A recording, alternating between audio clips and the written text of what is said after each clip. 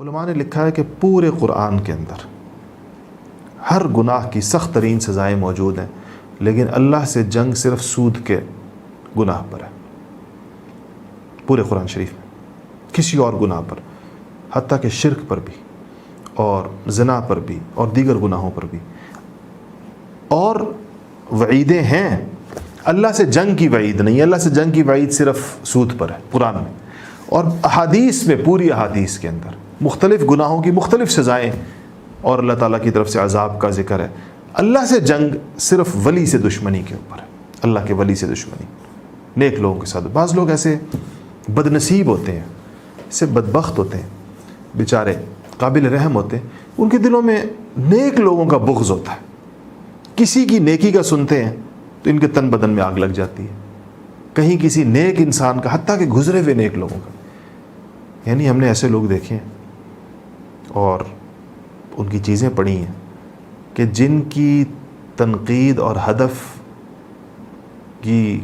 کا نشانہ آپ دیکھیں تو العیاذ باللہ نبیوں سے سلسلہ بعض اوقات شروع ہوتا ہے۔ بعض لوگ ایسے ہوں گے جو نبیوں کے گستاخ ہوں گے، بعض لوگ ہوں گے جو صحابہ کے گستاخ ہوں گے، بعض لوگ ہوں گے جو ائمہ مجتہدین کے گستاخ ہوں گے، امام ابو حنیفہ، امام شافعی، امام مالک، ایسے حضرات محدثین کے گستاخ ہوں گے، اولیاء کے گستاخ ہوں گے، صدیوں پہلے گزرے ہوئے حضرت شاہ عبد القادر جیلانی، حضرت معین الدین چشتی اجمیری کے خلاف آج بھی لوگ لکھ رہے ہوتے ہیں۔ آج بھی ہم پڑھتے ہیں لوگوں کی بات اور حیران ہوتے ہیں کہ وہ باتیں جو ان کی طرف منسوب کرنے کی کوئی دلیل نہیں ہوتی ہے، کوئی ثبوت نہیں ہوتا۔ مثلا کسی نے کہا کہ فلاں نے یہ کہا، تو جس کسی نے کہا اس کے کہنے کے اوپر یہ ان کے اوپر شروع ہو جاتے ہیں۔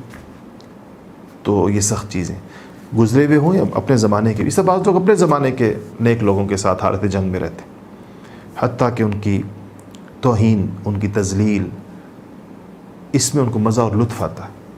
تو یہ بڑی ہی بدبختی ہے انسان کی۔ اللہ تعالیٰ ہم سب کو اسے محفوظ رکھے، اور اللہ تعالیٰ جو ہے اپنے نیک لوگوں کی محبت ہمارے دل میں ڈال دے۔